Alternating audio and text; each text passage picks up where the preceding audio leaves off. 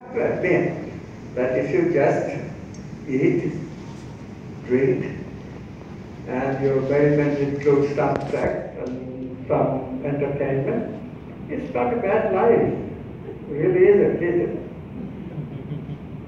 So the spiritual tradition seems to tell us that it's a bad life, it's all suffering.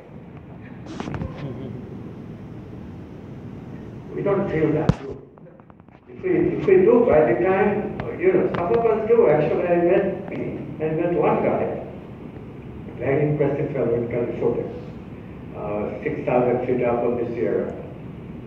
I'll talk about him more later. But this guy told me that, we sort of became friends. He was 98 years old, a wise fellow. I was in my early 50s. So I was struggling.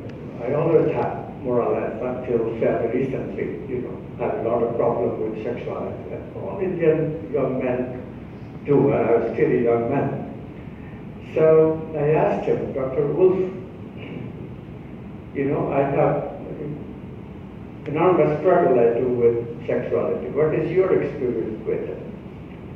And he said, people tell me that, but I never had any interest in sex. And then when I got married, a woman kind of wanted me to marry her, so I did. And so she sort of wanted it, so I was a little bit curious, so I had sex one time and that was enough. I didn't like it and never did it again. So there are people who don't like that merriment part that is built into the body, When you think about it, it's not very much, is it? Okay, the ashram provides excellent food, true. But you eat it and it's all right, but it's very times true, correct? Somebody wrote a book about sexuality called The 7 Minutes. For that 7 minutes, what people go through. Isn't that amazing? What people go through.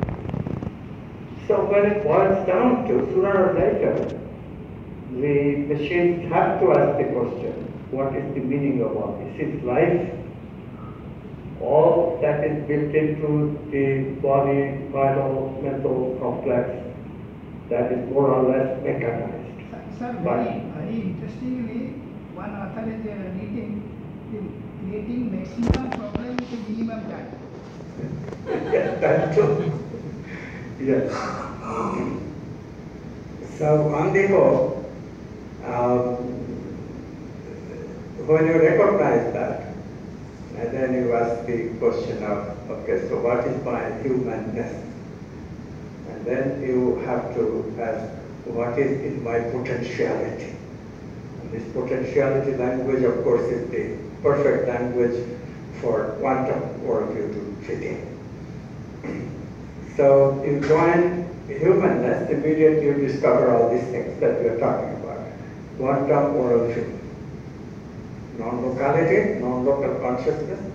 You discover that, you have lucid moment of non-machineness almost every day, especially if you do things like gaze on an ocean.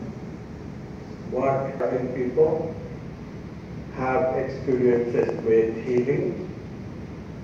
So many such experiences do exist in our, in our regular daily life, which reminds us that there are other potentialities which are not machine, but opening to our humanness.